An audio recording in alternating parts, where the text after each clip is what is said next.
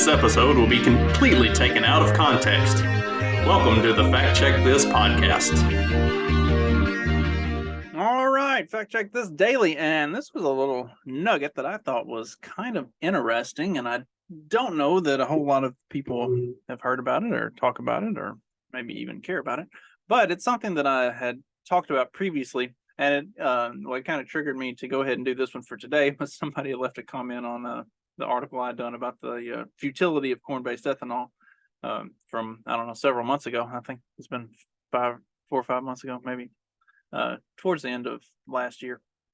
I was doing a bunch of different energy sector episodes and stuff, and so somebody had made a comment on that about the accuracy of the explanation of how corn-based ethanol is effectively useless and always has been. So anyway, I had seen this article, and that kind of triggered it to go back and to bring this up. So let's have a look at this, shall we? American companies are importing massive amounts of used cooking oil from China, all for one unexpected reason. In 2023, so far, the U.S. has imported about 530,000 barrels of used cooking oil. In 2023, so far, the U.S. has imported about 53,000 barrels of used cooking oil to make renewable diesel, a sustainable fuel made from food waste. Renewable diesel is a type of biofuel that is chemically identical to traditional diesel fuel, according to the U.S. Energy Information Administration. This means it can be used in ordinary diesel engines and mixed in with diesel fuel. But instead of being made from crude oil, it's made from vegetable oil or animal fat. Rudolf Diesel, the inventor of the diesel engine, also experimented with vegetable oil as a power source, the EIA reports. However, it took until the early 2000s for companies to begin producing biofuel in bulk. Now, the U.S. Department of Energy says there are 5 plants in the U.S. making renewable diesel.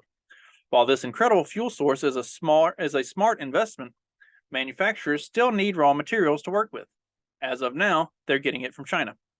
The analytics firm Kepler told Bloomberg the 530,000 barrels shipped between January and February and the predicted 239 barrels for March are the first imports of this type since the group began gathering data in 2017. Renewable diesel is a good financial choice for companies because there's a virtually endless supply of vegetable oil compared to a limited amount of crude oil. In addition, Bloomberg reports, there are government subsidies making it even more profitable to manufacture biofuels. As the market develops, these savings could be passed on to consumers. This fuel source is also eco-friendly while harvesting crude oil from underground pollutes the environment. According to Bloomberg, making and using renewable diesel creates only about 20% as much heat-trapping gas as traditional diesel, helping to slow down rising temperatures worldwide. According to the U.S. Department of Energy, the U.S. used almost 1 billion gallons of renewable diesel in 2020. It expects 6 new plants to open in the near future, increasing the U.S.'s capacity to produce renewable diesel by 2 billion gallons. This is 2 parts, or 1 part encouraging and another part infuriating, because like anybody in the industry who was paying attention. So like in 2005 was when the whole ethanol thing really started to kick off. And the biodiesel thing was also kicking off at around the same time. Anybody who had a half a lick of sense could see that the biodiesel side of it was much more efficient, had a much higher turnover or ability to like turn over the market. Like the biodiesel that's created is effectively diesel. It's not an additive. Like the problem that they have with ethanol is that ethanol burns so hot. Straight ethanol would melt a car motor. Like the entire automotive fleet would have to be completely retooled to run ethanol. But biodiesel is not. It's effectively the exact same as diesel with the way it's produced. So like you don't have to change the entire fleet. Like if instead of putting out these mandates for electric vehicles and shit like that, that really do nothing. They don't do anything to, like, if you actually believe in all the environmentalist mumbo jumbo bullshit, electric vehicles do absolutely nothing to curb any of the problems that are being created. Where does the electricity come from to power those vehicles, right? Like, just a little bit of common sense. Not to mention the parts, the metals, all the different stuff that are used in those vehicles, the way that stuff is mined and sourced, and everything else all around the world. Like, it's it's counterproductive if you actually believe in that sort of stuff, and that's your goal is to save the planet, save the environment. Electric vehicle mandates and pushing that kind of thing is completely counter to making any kind of progress in that realm. But converting like current gas burning vehicles over to running diesel so that they can all run biodiesel, and then converting our biodiesel supply over, a lot less out of left field, and also a lot more legitimately environmentally friendly and doing a good thing. Not to mention, you don't have to like one of the mistakes that they were making early on, and a reason that biodiesel was struggling, is because they were trying to compete in a soybean market that was already very high, and exports for soybeans demanded a significant price on the Board of Trade. So, like, around that time when the biodiesel and ethanol stuff was really kicking up, that drove corn prices up significantly. But at the same time, you had bean prices going up quite a bit as well, for other reasons. The export market was incredibly strong. The biodiesel thing wasn't really driving the sale the export, or the biodiesel. Sorry, getting everything put together.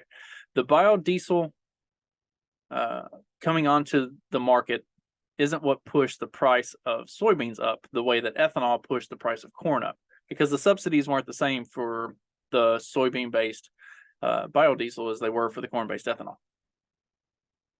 Government at its finest, pushing the wrong thing. So anyway, these biodiesel companies early on were trying to compete in a inflated soybean market, where the soybean processors that make meal and stuff like that, and also the export market, were really driving the price up. So it was virtually impossible for these guys to make any kind of money, because they were trying to buy beans to process the oil out of them to then convert it into biodiesel. And then what they figured out was, we don't have to do that, and it doesn't have to be soybean oil. It can be any type of vegetable oil, and it can be used vegetable oil. It doesn't matter.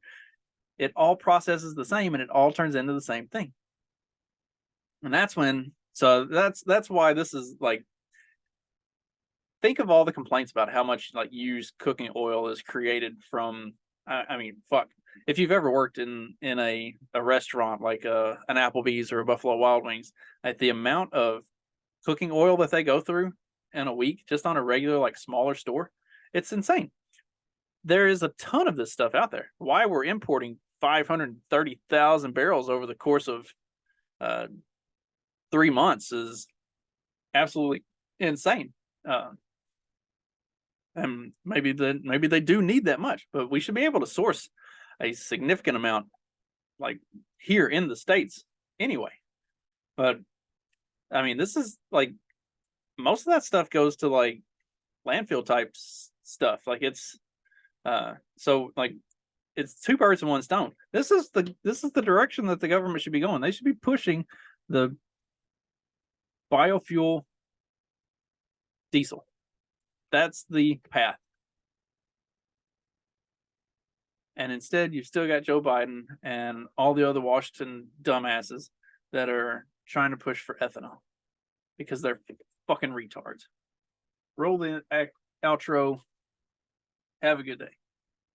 Kidding. No, none of y'all actually watch the morning show, so you don't know what I'm talking about. But you should. You absolutely should. Tune in every Monday, Wednesday, and Friday morning at 7:30 Central on Facebook, YouTube, and on Twitter at The Morning After or at DE Morning After. On YouTube as well, you can find us there at DE Morning After.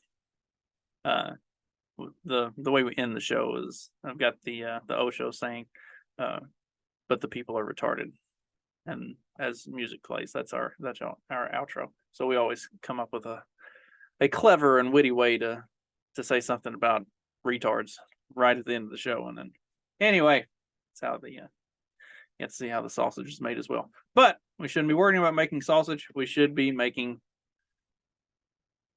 biofuels, specifically biodiesel. I'll be back tomorrow with another one of these, and be sure to tune in on Friday for this week's bonus regular episode as well. Thank you all for your support, and I will see you next time.